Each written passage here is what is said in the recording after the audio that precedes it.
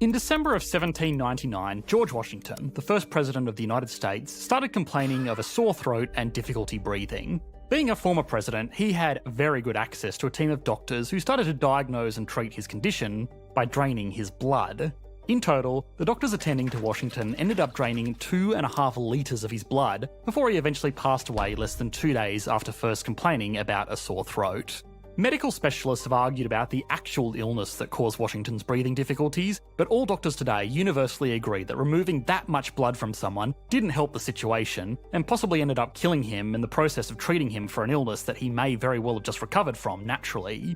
Our understanding of the human body, illnesses, medical best practices and treatments has come a very long way in the past 200 years, and that has helped us enjoy lives that are longer on average, massively reduce infant mortality, and increase living standards for people suffering from medical conditions. Economics, just like medicine, is a consistently evolving field of study, which also has real impacts on the way that we live our lives. The traditional sciences tend to get all of the glory when we talk about the increased living standards we've enjoyed in recent history, and it's easy to see why.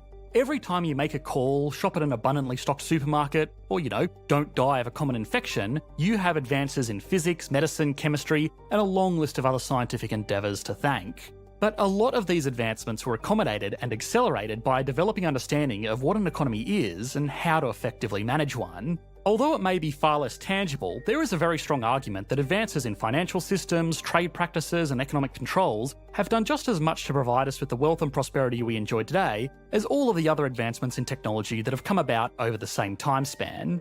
Looking forward, this could mean that theoretically further breakthroughs in economic knowledge could accommodate a world where we all live like billionaires do today. Now, I know that's a pretty big claim, so we'll need to look at a few things to back it up. But this also makes it really important to ask the question, how much do we actually know about economics? Are we those 18th century doctors trying our best to fix economies only to do more harm than good? Or is our collective knowledge of economics close to complete with only minor improvements left to make? Well, to find out, we as always need to answer a few key questions. So, how do advancements in economics translate to improved living conditions to regular people in the real world? How can we tell how far along we are in our understanding of economics? And finally, could this solve existential issues like achieving limitless growth in a finite world? To really understand the progression of our economic understanding as a species, it's important to understand what economics is in the broadest possible sense. Economics is a social science that studies the way that people interact with things of value. This is the same as saying physics is a natural science that studies matter, its fundamental constituents, its motion and behaviour through space and time. Physicists will try and answer questions about the nature of the universe, where economists will try and answer the central economic problem, which is that we as humans have unlimited desires, but only limited resources in which to fulfil those desires. So, certain sacrifices must be made. The central economic problem is unfortunately not solvable, but it can be broken down into 4 separate questions. What should be produced? How much should be produced? How should it be produced? And who should it be produced for? If you look at anything written by economists, it will be an attempt to answer these questions in different ways to produce slightly better outcomes by either allocating resources in a way that makes people more satisfied, or by simply finding a way to produce more with the resources that we have available to us. Even economic theories as broad as capitalism are just a way to answer these questions. In the case of capitalism, it's what's most demanded by the market, in the amount that is demanded, produced in the most efficient and cost-effective way possible, to be given to those that are willing and able to pay for it. It's by no means a perfect system, but it is very efficient at allocating resources and incentivising the utilisation of more resources to improve the well-being of its participants. Capitalism as an economic system is, however, for example, terrible at answering questions about what to do with things of negative value. If you're wondering what these things are with negative value, well, it's stuff like trash, sewage, chemical waste, spent nuclear fuel, and probably the biggest one of all, greenhouse gas emissions. People actually value the absence of these things, but the market system of capitalist economies have no real mechanism to assign the costs of these items to the parties responsible for producing them without government intervention. I know it sounds absolutely awful to say, but from a purely cold-hearted rational economics point of view, this classification can also be applied to people that may be disabled, elderly, or otherwise incapable of producing more value than they consume.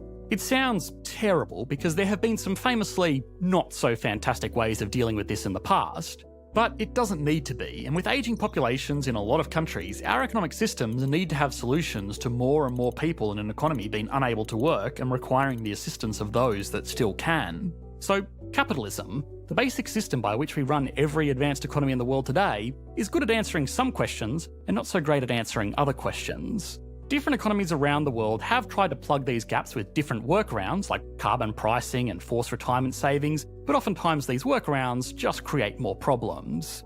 Now, to go back to economics just being any other science, like say physics, there is an interesting comparison we can draw. Geocentrism, as in the theory that the world was the centre of the universe and everything including the sun rotated around it, answered most questions that people had about what went on in the sky. It did the trick for navigation, tracking the seasons, and everything else that people back then needed to monitor the sky for. There were of course a few inconsistencies in the movements of celestial bodies, but these were just gaps that were answered using various workarounds that oftentimes created more problems. Sounds familiar, right? So, could capitalism be to economics what geocentrism was to astronomy? Well, we don't know what we don't know, and it's possible that tomorrow some brilliant economist will come up with a system that revolutionises the way that we manage economies to such an extent that it will be like entering the space age. It sounds crazy, but it's already happened, and the impacts were huge. The advent and widespread adoption of steam power, along with a handful of other technologies, are widely recognised as the drivers of the Industrial Revolution, which set us on our current trajectory of massive worldwide economic growth. But there was something else in the world happening around this time. Mercantilism was the general economic system that the global economy ran off before economics was even an academic discipline. The idea of mercantilism was that an economy should try and export as much as possible while importing as little as possible, because that way you could accumulate as much gold as possible. Now, to a world that had not yet studied economics, this made perfect sense. Gold was almost a universally accepted store of value, so if you wanted to be wealthy, you get as much gold as possible. Of course, mercantilism is not how we run our economies today, because the study of economics has shown that economic cooperation and free trade produces much more wealth overall, because certain regions have advantages in producing certain items, and if we all just do what we're good at, the world becomes a richer place. It also makes it possible to produce items that simply couldn't be made within the confines of a single nation, no matter how big it is. You are currently getting some small economic benefit from watching this video, and you might attribute that to the technology which has made it possible, but also consider the advanced economic systems that coordinate all of that technology. The video you're watching now would not have been possible without silicon-rich quartz, and you might think you know where this is going, but you'd be wrong.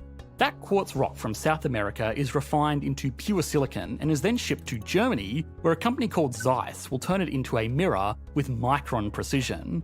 Those levels of precision are achieved by using machines that turn that silicon into a vapour before depositing it one atom at a time onto a mirror plate. These machines were made possible by technical collaboration between dozens of universities and research institutes across Europe and North America.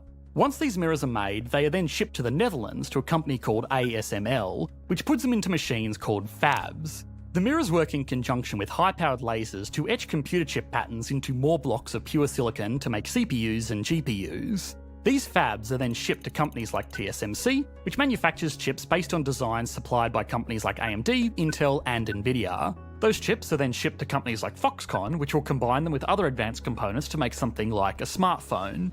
They will then deliver this smartphone to a company like Apple, who will have designed and marketed it for customers all over the world. That is less than 1% of the steps involved in making an advanced product like a smartphone. I haven't mentioned the companies that transport any of these products, or the teams making sure the whole process is kept secure, or even the institutions already working on making the technology this whole supply chain is based around completely obsolete. It's easy to see this whole process as simply a marvel of modern science and engineering, and it is. But all of that economic collaboration, free trade, and division of labour across dozens of countries and millions of workers would not have been possible without the economic advancements of people like Adam Smith. Our economies are also wealthier today thanks to the teachings of people like Keynes, who show that the business cycle could be managed by governments so that economies continue to grow wealthier over time by taking advantage of both the natural booms and busts that comes with an economy run off debt. Today, most economists in positions of power subscribe to the neo-Keynesian school of economics, which lays out how to run an economy by effectively managing debt, employment, inflation, taxation, and supply-side output to generate wealth that would not have been imaginable when Keynes was alive. It's easy to think that economics has been solved, and that we will never experience another wealth boom like what we had when we transitioned from mercantilism or embraced the business cycle. But of course, we don't know what we don't know. So it's probably more productive to ask, what are the limits of economics? Economics is not magic. It can't create wealth where there is none. All it can do is guide people on what the most efficient allocation of resources is in order to achieve a desired outcome.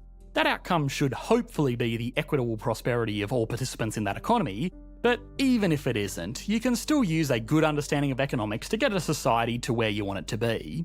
The second limitation of economics is that it cannot be used to predict the future.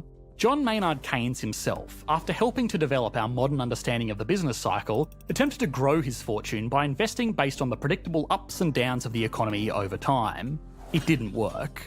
Economists are often heralded or shamed for making predictions about the future that turn out to come true or not come true. It's definitely their fault for attempting to make predictions, but really, of course, nobody can predict the future, least of all economists. If a doctor said that someone's outlook was healthy with nothing to worry about, and then that person later went on to develop a terrible illness, then nobody would think less of that doctor because it's not their job to predict someone's medical future. Likewise, economists can look at the metrics they have available to them and say that there is no cause for alarm, only for something to come along which proves them wrong. Economists shouldn't predict the future. They should instead make recommendations about the present to encourage economic growth and to reduce bad outcomes or make them less likely going forward. The next limitation of economics is that it is a really difficult subject to learn about. Now, I don't mean that like it's hard for an undergrad student to learn about what an indifference curve is. I will happily admit that there are lots of subjects out there that are far more difficult than economics. What I mean is that it's incredibly difficult to study new economic theories because you can't create an economy in a lab, and national economies aren't going to change how they operate just to test a theory that could make them better off overall, because if that theory doesn't work, then they have potentially made the lives of millions of people worse. This difficulty in studying and verifying economic theories might sound really disheartening because it means that progress is slow, but maybe slow progress means that we will be benefiting from economic advancements for generations to come. There is probably an economic system out there that works to encourage innovation, motivate workers, and reward the intelligent allocation of capital, while also actively discouraging the negative externalities that are so abundant in current market economies. What would that look like? I don't know. If I could definitively demonstrate a way to manage our economies differently that would result in greater levels of wealth generation for the world, I'd be collecting my Nobel Prize right about now. But the good news is that we probably know very little about economics, and if nothing else, all of the craziness in the world right now is a unique opportunity to learn so that we are better prepared for next time. Thanks for watching, mate. Bye.